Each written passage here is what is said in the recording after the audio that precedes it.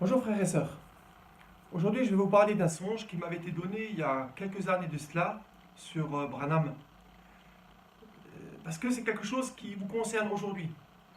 Et ce songe-là, il m'avait été donné suite à ma découverte sur le message de Branham sur le fait que les Écritures avaient attesté que l'esprit d'Élie devait revenir pour rétablir toutes choses. Bon, cela, vous le savez, c'est rapporté dans Matthieu 17, lorsque les disciples sont venus le voir et lui ont dit à Jésus, pourquoi donc les scribes disent-ils qu'Élie doit venir d'abord? Et là donc, en réponse à cette question, Jésus ne leur répond pas en leur disant que Jean le Baptiste était l'Élie qui avait été annoncé, mais il leur annonce une prophétie en leur disant, il est vrai qu'Élie vient rétablir toutes choses. Et donc en 1933, c'est le père lui-même qui a rendu témoignage à Marion William Branham lorsqu'il baptisait la 17e personne, coïncidence ou pas, avec Matthieu 17, à vous de voir, et que le Seigneur a dit, de même que Jean-Baptiste a été envoyé comme précurseur de la première venue du Christ, tu es envoyé avec un message, précurseur de sa seconde venue. Donc moi, le message de Branham, je l'avais reçu en 1992, lorsque j'étais dans le sein d'une communauté pentecôtiste en Suisse. Et j'avais appris que le fondateur de cette communauté, il allait souvent jeûner dans le désert en Arizona. C'était pour moi une expérience que j'avais envie de vivre, parce que je trouvais ça merveilleux de pouvoir mettre comme ça un temps à part, loin de la civilisation, où on pouvait vraiment se consacrer dans le jeûne et la prière, pour savoir quelle était la volonté divine pour sa vie. Et donc j'étais persuadé qu'en allant là-bas, le Seigneur allait me donner quelque chose. Et donc je suis allé à Phoenix, en Arizona, dans cet objectif. Et après, au bout de 7 jours de jeûne, je n'avais toujours rien reçu. Pas de vision, pas de songe, pas de parole, il n'y avait rien, c'était que le désert, rien d'autre. Et après, au bout des 11 jours de jeûne, je devais retourner en Suisse, puis ensuite en Allemagne pour mon travail de l'époque. Et à ce moment-là, mon ami qui m'avait accompagné dans ce jeûne m'avait remis 2 brochures de Branham. Et c'est là, sur le chemin du retour, dans l'avion, que j'avais vu dans les écritures, dans ces brochures, qu'il était parlé de cet événement qui s'était produit en 1933 et que tout le monde avait vu et entendu. Et je me suis dit, ça ne m'avait jamais été dit, ça ne m'avait jamais été annoncé qu'il y avait un esprit d'Élie qui devait venir pour rétablir toutes choses. Et je me suis dit, si c'est vrai, comme c'est marqué là-dedans, il doit forcément y avoir des traces dans la Bible. Et c'est là que le soir, en étant arrivé sur mon lieu de travail en Allemagne, j'ai cherché à l'aide de ma concordance tout ce qui concernait justement l'esprit d'Élie. J'ai aussi vu dans le livre des Actes que Pierre lui-même avait parlé justement du ciel que devait recevoir Jésus jusqu'au temps du rétablissement de tout ce qui avait été annoncé par les saints prophètes d'autrefois. Et aussi bien sûr de Matthieu 17 qui disait que Élie devait venir rétablir toutes choses et également que avant que le jour terrible n'arrive, il ramènerait le cœur des enfants à leur père. J'avais compris que les enfants d'Abraham étaient devenus les pères fondateurs de la foi chrétienne, donc en l'occurrence les disciples, et que cette venue de l'esprit d'Élie ramènerait nos cœurs à nous, qui sommes les enfants de nos pères fondateurs, à leur cœur à eux. Et donc forcément, je me suis intéressé à ces messages parce que c'était légitime et ça avait généré pour moi quelque chose d'extraordinaire. Je me sentais tellement privilégié par rapport, et malheureux quelque part aussi, par rapport à tout le reste du peuple chrétien qui n'avait pas eu accès à ce merveilleux privilège de pouvoir reconnaître que William Branham avait été envoyé avec l'esprit d'Élie pour rétablir toutes choses. Donc tout ça, c'est un petit peu pour vous expliquer ce à quoi je vais en venir par rapport au songe qui m'avait été donné ensuite. Et bien là, pour moi, il s'est ensuite produit un fait nouveau. J'ai commencé à recevoir de la part de Dieu des songes, choses qui, dans mon passé, étaient quand même plutôt rares. Je suis issu d'un milieu pentecôtiste que j'avais fréquenté à l'époque à Bourg-Sivillers. Et pour moi, personnellement, c'était quelque chose d'extraordinaire que de pouvoir vivre au sein de cette assemblée, la communion fraternelle, participer aux louanges, aux réunions de prière, la lecture de la Bible, par la langue, les prophéties, tout ça, c'était extraordinaire. Et malgré cela, j'ai trouvé que ma vie, elle n'était pas tellement conforme à ce que je lisais dans les Écritures. Quand je voyais Jésus, quand je voyais la vie des disciples, et quand je regardais la mienne, il y avait quelque chose qui me disait, il y a quelque chose, Michel, dans ta vie, qui ne va pas. Et j'essayais de savoir et de comprendre ce que c'était et comment on pouvait faire pour arriver véritablement à devenir un disciple accompli, qui est vraiment en harmonie avec les Écritures.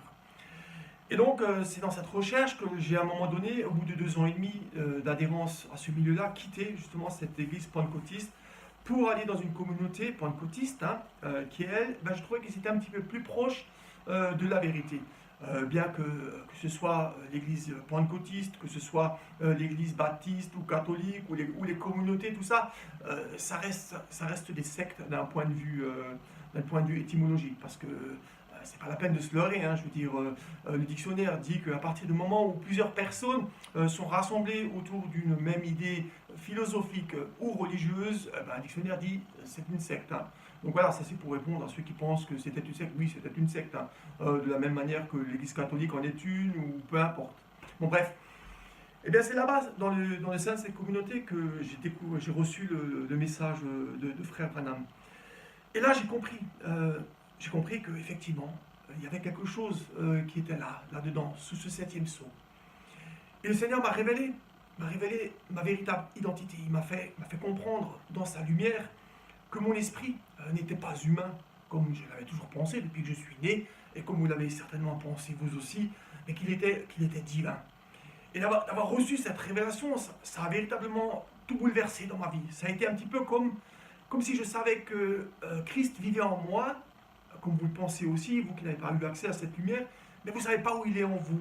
Vous sentez sa présence, vous savez qu'il existe en vous, parce que l'Écriture vous dit, Dieu est en vous, mais on n'arrive pas vraiment à le comprendre, on n'arrive pas vraiment à le voir en soi. Et ça fait un petit peu l'effet comme si on regarde le ciel et que le ciel est plein de nuages, et au-dessus, il y a le soleil qui brille, mais on n'arrive pas à le voir à cause de ces nuages. Et bien c'est un petit peu pareil, les ténèbres qui sont sur le cœur de l'homme dans son ciel, eh bien, lui empêchent de comprendre et de voir Dieu dans son cœur. Et quand le Seigneur m'a révélé ma divinité, eh bien, ça m'a fait un petit peu le même effet que si tout à coup, les nuages s'ouvraient et que là, pour la première fois de ma vie, je me prenais le soleil en pleine face. Voilà ce qu'a fait la lumière de la révélation. Et quelque part, c'était aussi difficile d'accepter ma divinité, parce que ça va à l'encontre de tout ce que l'intellect humain peut dire et comprendre là-dessus, d'autant plus qu'on n'a aucun pouvoir sur quoi que ce soit, on est nul, on a une force de rien du tout, et on a juste la parole de Dieu et la révélation qui nous dit qu'on est ce qu'on est. Voilà. Et donc après, ce qui s'est passé, après avoir reçu cette lumière, eh bien, le Saint-Esprit en moi, eh bien, il m'a poussé à tout quitter, à tout laisser. Et ça, frères et sœurs, pour moi, c'était une expérience de vie qui était particulièrement difficile à vivre, parce qu'on a des besoins pour notre vie qui sont réels. Et j'avais des engagements professionnels, j'avais des...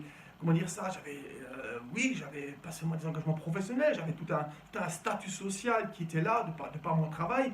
Et le Seigneur m'a demandé de couper tout ça et me séparer de tout ça.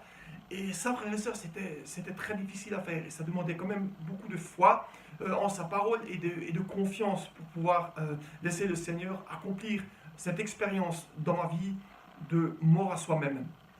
Aujourd'hui, je comprends que cette expérience avait été vécue en premier par Jésus-Christ, parce que c'est lui qui a ouvert la porte étroite, qui mène sur le chemin de la foi, qui nous amène à la vie. C'est lui le premier qui est passé par ce passage-là. Et ensuite, eh bien, on le sait que c'était tellement difficile à vivre pour lui qu'il en a jeûné pendant 40 jours et 40 nuits. Eh bien, je peux vous dire que ça m'a fait exactement la même chose. Parce que c'est une expérience de vie difficile qui vous emmène dans la souffrance. Parce que c'est la circoncision du cœur que de vivre cette expérience. Et le Seigneur, lui, eh bien, il était venu justement pour accomplir la loi. Et pour passer de la loi justement à la nouvelle alliance qui était l'alliance du cœur avec le Christ. Et donc, à l'époque, dans la loi de Moïse, les Juifs, ils devaient circoncire les enfants mâles le 8e jour, leur couper le prépuce. Abraham, lui, il l'avait vécu quand il avait 100 ans, ce qui est une expérience, je présume, à vivre comme ça, qui doit être particulièrement douloureuse. Et celle-là, eh bien, n'était que l'image de la réalité. Et cette réalité-là, eh bien, Christ l'a vécue, lui, en premier, après que le Père a révélé à Jésus, par l'intermédiaire de Jean le Baptiste, qu'il était Dieu. Et ensuite, il l'a conduit à vivre cette mort à soi-même, ce passage de la mort à la vie, ce passage de la puissance de Satan à Dieu. Et c'est ainsi que l'accès au royaume des cieux a été ouvert par le Père au travers de son Fils. Et une fois qu'il a été revêtu de cette puissance, eh bien le reste de son corps a suivi lui aussi sur le même chemin. Et tous ceux qui sont devenus de ses disciples ont eux aussi vécu cette expérience de mort à soi-même, de nouvelle naissance. Et on les voit à la Pentecôte recevoir la puissance de l'Esprit de Dieu par laquelle ils avaient tout pouvoir sur toute chose. Et c'est là qu'ils ont dit aux gens qu'ils devaient se repentir. Et si vous considérez les actes des apôtres au sujet de cette repentance, vous allez voir que la repentance, elle a donné cette lumière aux gens qui étaient convaincus de qui ils étaient. Et suite à cela, eux aussi, ils ont vendu tout ce qu'ils possédaient pour pouvoir aller sur ce même chemin-là. C'est de cette manière, frères et sœurs, que la véritable repentance s'était pratiquée à l'époque, dans le christianisme originel. C'est de cette manière que le fondement du christianisme a été posé par Jésus et ensuite confirmé par tous ceux qui l'ont suivi et qui sont devenus ses saints apôtres. Et alors nous avons aussi, pour expliquer cette nouvelle naissance, une métaphore extraordinaire qui est celle du papillon qui prend conscience dans la chenille que sa véritable vie, ce n'est pas la vie de la chenille. Et là, pour qu'il puisse vivre sa vie de papillon, il est obligé de faire mourir la chenille pour pouvoir lui sortir de cela. Tout ça, ça exprime bien justement cette œuvre, cette action de l'Esprit en nous qui nous fait mourir à nous-mêmes pour renaître et marcher en nouveauté de vie avec Jésus pour berger. Et ce n'est pas, si vous voulez, cette expérience que l'on fait quand on est dans une église pentecôtiste ou autre, lorsqu'on est convaincu par l'existence de Dieu, touché par sa grâce, touché par sa présence au sein de cette assemblée, et suite à laquelle, on arrête de fumer, ou on arrête de boire, ou on arrête de mentir, ou on arrête de voler. Tout ça, frères et sœurs, c'est très bien, c'est magnifique de le faire, et c'est vraiment, on est convaincu du péché, mais tout ça, ce n'est pas la nouvelle naissance. Tout ça, ce n'est pas la véritable repentance telle qu'elle avait été vécue par Jésus et ses apôtres d'autrefois. Il s'agit vraiment d'une expérience de vie qui coupe quelque chose dans votre vie. Et le Seigneur lui-même, il disait que si quelqu'un ne porte pas sa croix et ne me suit pas, il n'est pas digne de moi. Et aussi, le Seigneur disait que si un homme ne renonçait pas à tout ce qu'il possédait, il ne pouvait pas être mon disciple. Donc, c'est bien là, de cette manière, que nous devenons des disciples de Christ. Et comme vous le savez, lorsque cet évangile-là a été apporté vers les nations qui ne connaissaient rien du tout de Dieu, ils ne sont plus entrés dans cette lumière. Ils ne sont plus entrés là-dedans, dans cette sphère. Et ça a fait que le christianisme s'est perverti là, dès le départ, dans le sein de l'Église des nations. Et c'est ce qui a voyagé jusqu'à nos jours aujourd'hui. Et c'est pourquoi la chrétienté, dans sa totalité, elle est dans une ville représentée autrefois qu'on appelle Babylone la Grande. Et si vous remarquez, dans le sein de la chrétienté, il y a toujours cette confusion du langage qui est présente, où chaque assemblée a une manière de comprendre les Écritures, et lorsqu'elle évoque cela avec d'autres milieux chrétiens, il y a une incompréhension là-dessus. Et on voit bien que ça, c'est quelque chose qui appartient à Babylone. Mais je suis bien heureux parce qu'il y a un temps pour l'épouse, où ils pourront sortir de Babylone la Grande pour retourner dans la Nouvelle Jérusalem. Maintenant, pour en venir à ce songe qui m'avait été donné après cette expérience, j'avais justement vu frère Branham, qui était dans cette église pentecôtiste de Bourswiller dans laquelle j'étais. Et c'était lui qui se tenait derrière la chaire et qui était le prédicateur du jour. Et moi, de mon côté, je me voyais, j'étais affairé dans une petite pièce annexe, occupé à mettre de la nourriture dans un sac à dos qui était là. Et j'avais attendu que le culte avait commencé sans moi. Et au bout d'un moment, j'ai dit, maintenant, je vais peut-être quand même aller au culte, parce que ça a commencé. Et donc, je rentre dans la salle, et tout de suite, dès que j'arrive, immédiatement, frère Branham me pointe du doigt et me dit comme ça avec autorité, « N'as-tu pas entendu que nous commencions ?» Moi, je suis perturbé par cette autorité et par peur. Je lui dis, « Non. » Et alors, frère Branham me dit, « Alors, c'est que Dieu doit être sourd. » Ensuite, je vois frère Branham qui ouvre la Bible et qui dit, « Épître de Pierre. » Et je vous invite à aller consulter ces épîtres de Pierre, parce que justement, il parle de cette épreuve de la foi dans laquelle le Seigneur nous fait entrer jusqu'à ce que l'accomplissement de la prophétie, où l'étoile du matin doit se lever dans notre cœur, se manifeste. Et je crois que cette étoile du matin qui se lève dans notre cœur, c'est justement cette puissance de Dieu qui est donnée, qui doit revenir sur la terre au travers de son épouse. Et donc, frère Branham, ensuite, il quitte la chaire, et je le vois aller dans la salle, et mettre un petit peu partout sur les tables des petits bonbons. Et hop, il retourne derrière le pupitre. Et ensuite, il s'adresse à la foule et il demande si quelqu'un voulait prier. Et comme moi, je venais de connaître le Seigneur dans mon cœur. J'avais envie de le crier à tout le monde que le Seigneur il m'avait révélé sa divinité. Et au moment où j'ouvre la bouche pour le dire, eh ben, je n'ai pas pu parler parce que j'avais la bouche qui était remplie de tous les bonbons là que Branham il avait mis sur les tables. Et donc, du coup, je n'ai pas pu prier. Ensuite, je vois Frère Branham qui, à la fin du culte, eh bien, se dirige un petit peu comme ça au milieu des foules. Et quand il passe à côté de moi, je vais pour lui serrer la main. Et je lui dis, qu'est-ce que je suis content que tu sois là. Qu'est-ce que je suis heureux que tu sois venu. Je lui dis comme ça, Frère Branham. Et là, je me rends compte que Frère Branham, il a une vision. Parce qu'il a un petit peu comme ça, il secoue un peu la tête comme ça. Et je me rends compte qu'il a une vision qui me concerne. Et alors, il me la rapporte. Et il me dit, de la même manière que Serge, et il me parlait d'un collègue de travail avec qui j'étais à l'époque, il me dit, de la même manière que Serge a ouvert la voie de la prospérité pour l'entreprise, le Seigneur a rouvert par toi le chemin de la foi qui mène à la vie.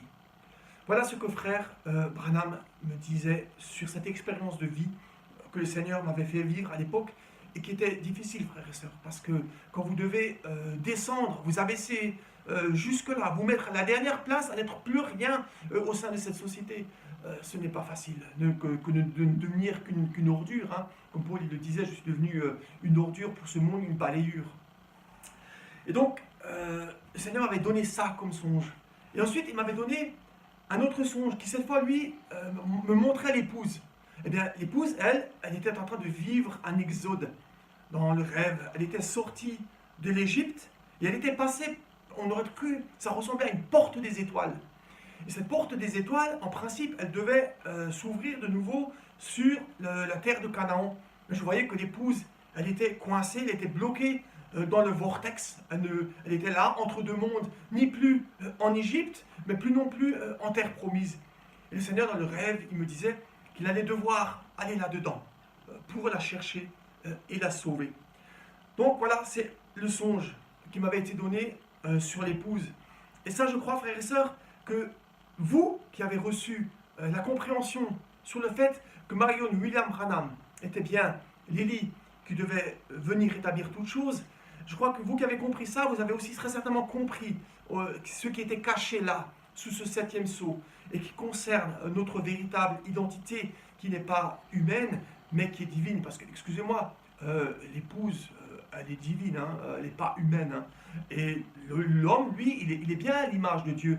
Et dans la chair, on a bien un homme et on a bien une femme. Alors si on a un homme qui est humain et qu'on a une femme qui est divine, ben si nous on a un époux qui est divin sur le plan spirituel, forcément elle aussi, l'épouse, elle ne peut pas être autre chose bien que divine. Il n'y a pas d'autre possibilité. Et donc, certainement que vous aussi, vous avez reçu cette révélation sur votre identité spirituelle qui est de nature divine. Mais maintenant, je me permets de pouvoir vous dire que le Seigneur il va encore accomplir en vous cette œuvre. Parce que, frères et sœurs, la foi sans les œuvres, elle est morte. Et c'est de cette manière que la foi en cette lumière va se mettre en marche sur vous. Le Seigneur va vous révéler que cette lumière, eh bien, vous devez la faire travailler. Vous devez laisser le Saint-Esprit vous circoncire le cœur. Parce que c'est ça le message de restauration qui avait été annoncé par Marion William Branham. Ce n'est pas simplement le fait de reconnaître que Branham était l'Élie qui devait venir restaurer toute chose. Ça c'est très bien, c'est magnifique de le reconnaître. Mais ça va bien au-delà de cela. Cette lumière vous a été donnée pour que vous entriez vous aussi là-dedans, dans cette sphère de la restauration, dans ce christianisme originel tel qu'il avait été vécu et enseigné par Jésus et par tous ceux qui l'ont suivi et qui sont devenus ses apôtres. C'est de cette manière-là que l'épouse va se reconstituer maintenant dans cette fin des temps. Et je vous en parle parce que je sais que c'est quelque chose que le Père lui-même va vous révéler. Il va vous montrer que c'est juste. Parce que moi, je ne suis pas en mesure de pouvoir vous donner cette lumière là-dessus. Je peux vous témoigner de ce que le Seigneur m'a fait vivre, mais je ne peux pas vous apporter cette révélation. Et cela est vrai, parce que si vous regardez la vie de Jésus, vous verrez que Thomas a marché avec lui, il a vu au travers de sa vie les miracles se faire, il a vu cette puissance de Dieu se manifester, et pourtant, il ne comprenait pas. Il avait une espèce de voile devant ses yeux qui lui empêchait de voir et de comprendre que Jésus était Dieu. Jusqu'au moment de la résurrection, où là, enfin, il a été éclairé, et où il a pu comprendre et se prosterner devant Jésus, le regarder dans les yeux et lui dire, tu es mon Seigneur et mon Dieu, parce que enfin cette fois, il avait compris. Donc tout ça pour vous dire que cette lumière là-dessus, je ne peux pas vous la donner. Je peux vous témoigner de ce que j'ai vécu, je peux vous dire, oui, c'est ça ce que vous devez accomplir, mais c'est le Père lui-même qui va vous y emmener. C'est lui-même qui va vous y conduire. Parce que c'est à ça, frères et sœurs, que vous êtes destinés, vous qui faites partie de cette épouse qui a été choisie dans cette fin des temps pour recevoir ces gloires de Dieu. Voilà, frères et sœurs, c'est un petit peu ce que je voulais vite fait partager avec vous. Je vois qu'il y a presque 21 minutes qui sont passées, ça va très vite. J'aurais encore tellement de choses à dire là-dessus, mais je le ferai une autre fois. En tout cas, eh bien, merci de m'avoir écouté et je vous dis à bientôt. Au revoir.